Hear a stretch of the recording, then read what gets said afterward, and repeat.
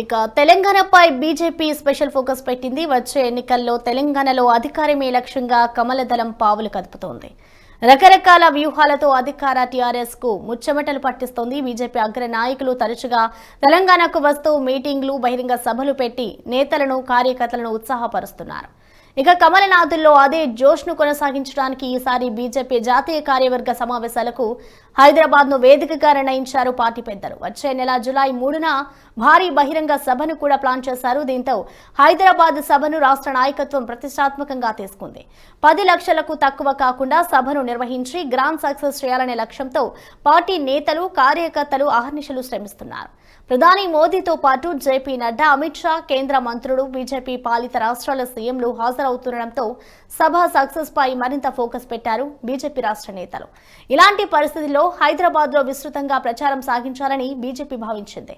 ఇలాంటి సందర్భంలో ఏ పార్టీ అయినా పెద్ద సంఖ్యలో ఫ్లెక్సీలు, బ్యానర్లు ఏర్పాటు చేస్తుంటాయి. అయితే బీజేపీ ప్రచారానికి టీఆర్ఎస్ అడ్డుపడింది. సిటీలోని హోర్డింగ్స్, మెట్రో పిల్లర్స్ అన్నిటినీ అధికార పార్టీ ముందే ఆక్రమించేసింది. పరేడ్ గ్రౌండ్ లోకి వీవీఐపీలు వెళ్లే గేట్ వద్ద బస్ షెల్టర్స్ కు టీఆర్ఎస్ ఫ్లెక్సీలు కట్టారు. ప్రధాని నరేంద్ర మోదీ, అమిత్ షా, జేపీ నడ్డా వెళ్లే ప్రధాన గేటు వద్ద సైతం టీఆర్ఎస్ ఫ్లెక్సీలు ఏర్పాటు చేశారు. రాబోయే వారం 10 రోజుల సమయానికి అనుగుణంగాను టీఆర్ఎస్ సర్కార్ హైదరాబాద్లోని ఆర్ట్ స్పేస్ మొత్తాన్ని బ్లాక్ చేసినట్లు తెలుస్తోంది. సిటీ వ్యాప్తంగా సీఎం ఫోటోతో కూడిన రైతు బంధు, దళిత బంధు, రైతు బీమా తదితర పథకాల ప్రచార చిత్రాలను ఏర్పాటు చేశారు. ప్రధాని మోదీ సహా బీజేపీ కీలక నేతలంతా 2 రోజుల పాటు సిటీలో ఉన్న సమయంలో ఎటు చూసినా సీఎం కేసీఆర్ చిత్రాలే కనిపిస్తుండటంతో బీజేపీ నేతలు భగ్గుమంటున్నారు. బీజేపీ అంటే అంత భయమా అని ప్రశ్నిస్తున్నారు. టీఆర్ఎస్ ఫ్లెక్సీలను అడ్డుకున్న తీరే ఇందుకు నిదర్శనమని స్పష్టం చేస్తున్నారు. ఇక గతంలో కూడా టీఆర్ఎస్ ఇలాగే వ్యవహరించిందని, ఫ్లెక్సీలను అడ్డుకున్నంత మాత్రాన ఏమీ కాదని వారు చెబుతున్నారు. ఇక ఇదే అంశానికి మనకి స్పందించడానికి జూమ్ లో అందుబాటులో ఉన్నారు బీజేపీ అధికార ప్రతినిధి యమునా పాఠక్ గారు. నమస్తే అండి. గుడ్ మార్నింగ్ యమునా గారు. శుభోదయం అండి ప్రసన్న గారు. Good morning. యమునా గారు చెప్పండి, అంటే హైదరాబాద్ లో టీఆర్ఎస్ వర్సెస్ బీజేపీ వార్గా నడుస్తుంది ఫ్లెక్సీల విషయానికి వస్తే. దీనికి సంబంధించి మీరు ఏం చెప్తారండి? అంటే హైదరాబాద్ లో మొత్తం కూడా గులాబీమయం అయిపోయింది. అంటే బీజేపీ ఫ్లెక్సీలకి సంబంధించి ఎటు కూడా ప్లేస్ లేకుండా చేశారు. మొత్తంగా ఏం చెప్తారండి? ముందుగా భారత్ టుడే ప్రేక్షకులందరికీ కూడా శుభోదయం. ప్రసన్న గారు, ఈరోజు ఏదైతే ఒక రాష్ట్రాల్లో జరుగుతున్న పరిణామాలు మనం చూస్తూ ఉంటే, భారతీయ జనతా పార్టీ ఒక మీటింగ్ ని పురస్కరించుకొని ఈరోజు మనందరికీ తెలుసు మొత్తం జాతీయ కార్యవర్గ సమావేశాలు ఏవైతే జరగబోతున్నాయో హైదరాబాద్ లో, మరి మునపాట ఎప్పుడు లేనంత, ఇంతకు ముందు కూడా మనం చేసుకునే కార్యక్రమాలకి ఎప్పుడు కూడా అంత కంగుతం లేదు తెరాస పార్టీ. కానీ ఈసారి మాత్రం మనం చూస్తే దానికి పూర్తి డిఫరెంట్ గా భారతీయ జనతా పార్టీ అంటేనే ఎంత భయం పుట్టుకుందో మనం చెప్పడానికి ఇది నిదర్శనం, ప్రత్యక్ష నిదర్శనం. ఒక ఫ్లెక్సీలు కూడా లేకుండా ఈ నెక్స్ట్ జరగబోయే ఒక 10-15 రోజులు ఇవన్నీ కూడా బ్లాక్ చేసేసుకొని మెట్రో పిల్లర్స్ దగ్గర కానివ్వండి, లేకపోతే ప్రధానమైన ప్లేసెస్ అన్నిటికి కూడా ఈరోజు తెరాస పార్టీ దాన్ని బ్లాక్ చేసి వాళ్ళు అమలు పరుస్తున్న పథకాల గురించి వారు చెప్పడం, అంటే అందులో మనం చూపించడం జరుగుతోంది. నా ప్రశ్న ఒకటే, ఈరోజు ఫ్లెక్సీల రూపంలో మీరు అన్ని అబద్ధపు ప్రచారాలు, అందులో వాస్తవం ఎంత అనేది కూడా ప్రజలకు చెప్పాల్సిన అవసరం ఉంది. 1 కాదు 2 కాదు. ఈ రోజు తెలంగాణ వచ్చిన తర్వాత అంటే ఆల్మోస్ట్ జూన్ 2014 నుంచి ఈ రోజు ఈ సంవత్సరం ఇప్పటి వరకు కూడా లేటెస్ట్ గా ఎన్ని డబ్బులు కేంద్రం మీకు ఇచ్చింది, మీరు దాన్ని ఎంత ఖర్చు చేశారు, మీరు ప్రజలకు ఉపయోగపడేట్టుగా ఏం చేశారు అని చెప్పే ధైర్యం మీకున్నదా? ఒక శ్వేతపత్రం ప్రకటించే ధైర్యం తెరాస పార్టీకి ఉందా అని ఈరోజు ప్రశ్నిస్తా ఉన్నాం. మరీ ముఖ్యంగా ఏదైతే ఒక రాష్ట్రం ఏర్పడిన తర్వాత ఒక రాష్ట్ర మిగులు బడ్జెట్ ఏదైతే మనం తెలంగాణ ఏర్పరచుకున్న తర్వాత ఒక రాష్ట్ర మిగులు బడ్జెట్ లో అప్పుడు ఎంత ఉన్నాము, ఈ రోజు మనము 4.5 లక్షల కోట్ల పైచిలకు ఈ రోజు రాష్ట్రం అప్పుల పాలైంది అంటే మీరు ఏం చేస్తున్నారు అనే ఒక శ్వేతపత్రం ప్రకటించడానికి మీకు ధైర్యం ఉందా? మీరు ఈ డబ్బుల్ని ఎలా ఖర్చు చేస్తున్నారా అని ఫ్లెక్సీలు పెట్టి మీరు చెప్పాల్సిన పరిస్థితి ఈ రోజు ఉంది. 1 కాదు 2 కాదండి.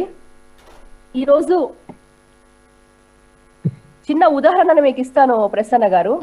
ఇప్పటి వరకు కూడా రాష్ట్ర ప్రభుత్వం ఏమన్ని డిఫరెంట్ పథకాలు, ఒకటి కాదు రెండు కాదు ఎన్నో పథకాలు ప్రకటించుకుంటూ పోతా ఉన్నారు. మరి ముఖ్యంగా బై ఎలక్షన్స్ వస్తే వీళ్ళు ప్రకటించే పథకాలకి అంతే ఉండదు, హద్దే ఉండదు. వాళ్ళు ఖర్చు పెట్టే లెక్కలకి కూడా పూర్తిగా కూడా ఎటువంటి బాధ్యత వీళ్ళకి ఉండదు. ఒక చిన్న పథకం గురించి నేను చెప్తాను. మన ఊరు మన బడి అనే ఒక పథకాన్ని సర్కారు తీసుకోవడం మనం అందరం ప్రకటించడం హలో చెప్పండి యమున గారు. మన ఊరు మన బడి అనే పథకాన్ని సర్కారు తీసుకురావడం జరిగింది. మరి దీనికి సంబంధించి తొలి విడత 9,123 బళ్ళు మౌలిక వసతులు ఈ రోజు ఈ రాష్ట్రంలో కావాల్సి వస్తే దానికి వీళ్ళు కేటాయించిన బడ్జెట్ 3,497 కోట్ల రూపాయలు ఇవ్వాల్సింది ఉండగా కూడా ఇప్పటి వరకు వాళ్ళు శాంక్షన్ చేసింది ఎంత అయ్యా అంటే 100 కోట్లు. అంటే ఎక్కడ 3,500 కోట్లు, ఎక్కడ 100 కోట్లు.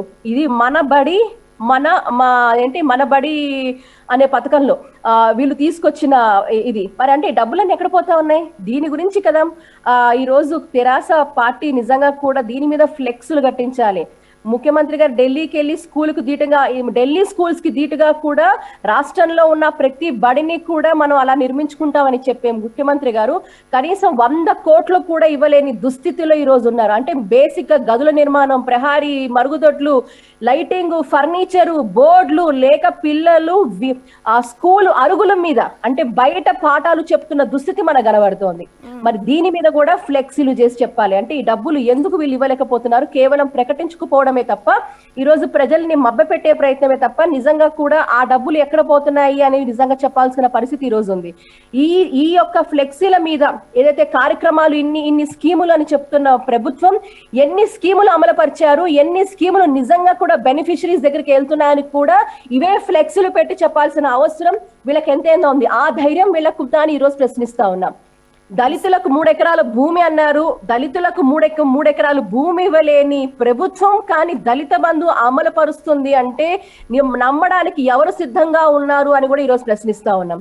అంబేద్కర్ గారి విగ్రహం ఏదైతే ఒక స్టాచ్యూ చేస్తామన్నారో ఎక్కడ పోయింది? ఇవన్నీ కూడా దళితుల ముఖ్యమంత్రి చేస్తా అన్నారు, ఎక్కడ పోయింది? ఇక్కడ ఇలా ఒక్కటి కాదు, ఇవన్నీ కూడా ఫ్లెక్స్ల రూపంలో దళిత బంధు కాదు. ఈ దళిత బంధు కూడా వాళ్ళకి తెలిసిన వాళ్ళకి సంబంధించిన వ్యక్తులకే, వాళ్ళకు నచ్చిన వ్యక్తులకే ఇవ్వడం మనం చూస్తాము. నిజంగా కూడా ఈ పథకం ఎక్కడ పోతోంది, ఎక్కడికి వెళ్తుంది అని కూడా చెప్పాల్సిన అవసరం రాష్ట్ర ప్రభుత్వానికి ఉంది. దీని మీద ఫ్లెక్సీలు పెట్టగలుగుతారా? నిజంగా వీళ్ళకి ధైర్యం ఉందా అని ఈరోజు ప్రశ్నిస్తా ఉన్నాం. ఎక్కడైతే బీసీల కొరకు ఫీజు రియంబర్స్మెంట్ స్కాలర్షిప్స్ ఎక్కడ పోయినాయి? దీని మీద ఫ్లెక్సీలు పెడతారని ఈరోజు ప్రశ్నిస్తా ఉన్నాం. ఏదైతే ఒకప్పుడు బిస్వాల్ కమిటీ ప్రకటించిన నివేదిక ప్రకారం 191,000 పొజిషన్స్ ఈ రోజు గవర్నమెంట్ లో ఖాళీగా ఉన్నాయో మీరు ఎంత భర్తీ చేస్తున్నారు? దాదాపు 80,000 నేను భర్తీ చేస్తా అని చెప్పారు. అసలు ఉన్నవి లేనివి అసలే లేవనుకోండి.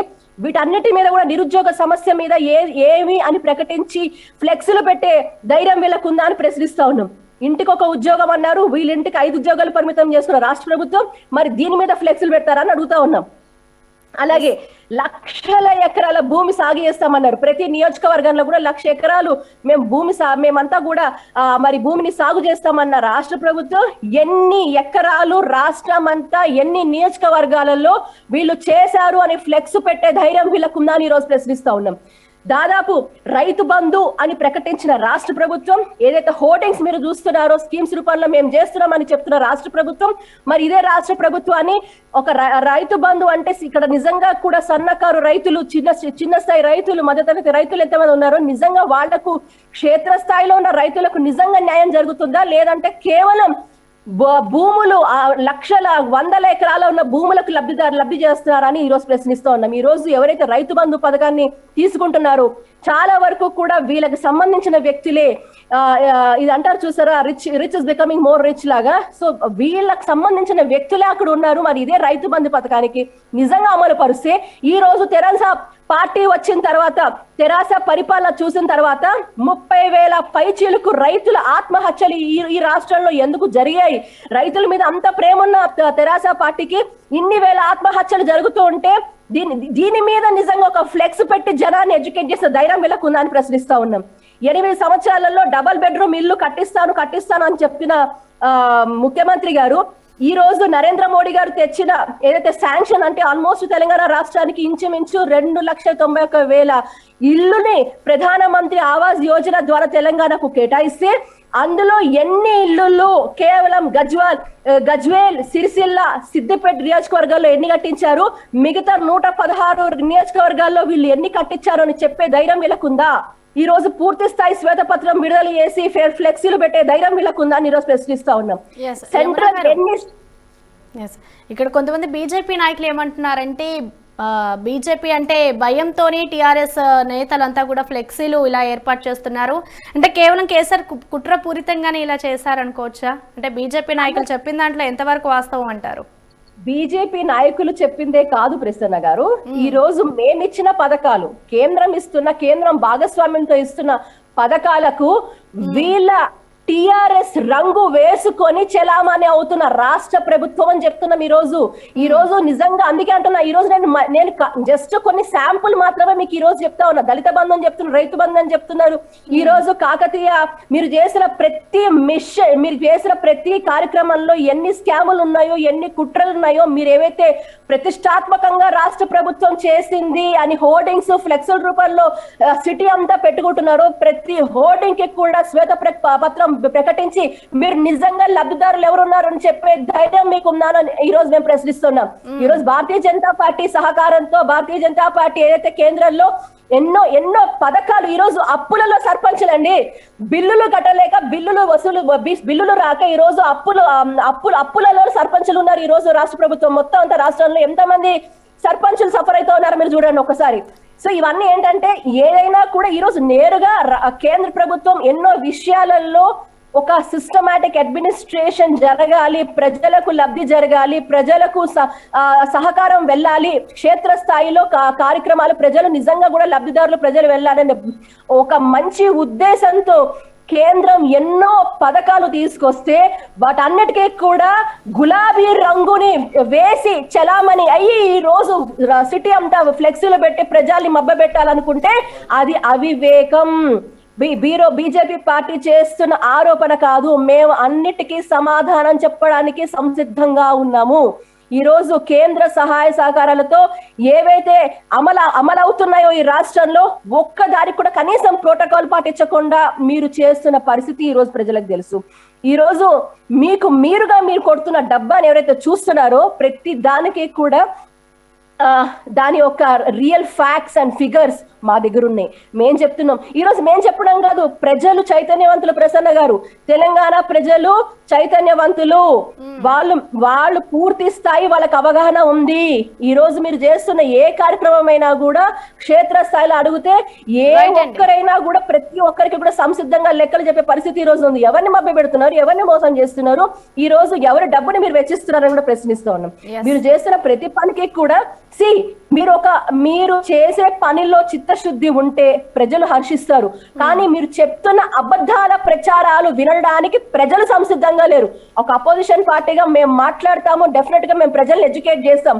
మేము ఎడ్యుకేట్ చేస్తుంది ఒక ఎత్తే అయితే ఈ రోజు ప్రజలు వాళ్ళంతా వాళ్ళు, ఎందుకంటే డైరెక్ట్ గా కూడా మీరు ఏదైతే చెప్తున్నారో మభ్య పెడుతున్నారో, మీరు లబ్ధిదారులు అంటే అరే మాకు ఎప్పుడు వచ్చిందా, మాకే ఫలితం కలిగింది ప్రభుత్వం వల్ల, మమ్మల్ని ఎక్కడ ఆదుకున్నాడు, ఎవరిని ఆదుకున్నాడు అనే ఈ రోజు ప్రశ్న ప్రతి ఒక్కరు అన్ని వర్గాల వాళ్ళు కూడా ప్రశ్నిస్తా ఉన్నారు. ఎస్సీలు, ఎస్టీలు, బీసీలు, అన్ని వర్గాల వాళ్ళు, ఆడపిల్లలు, ఆడవాళ్ళు ఒక్కరేమిటి ప్రతి ఒక్కరు కూడా ప్రశ్నిస్తా ఉన్నారు. మరి నిజంగా కూడా రైట్ యమున గారు, right. Thank you Yamuna Pathak గారు మాతో జాయిన్ అయినందుకు. ఇది ఇవాల్టి నమామి Bharat. Keep watching Bharat today.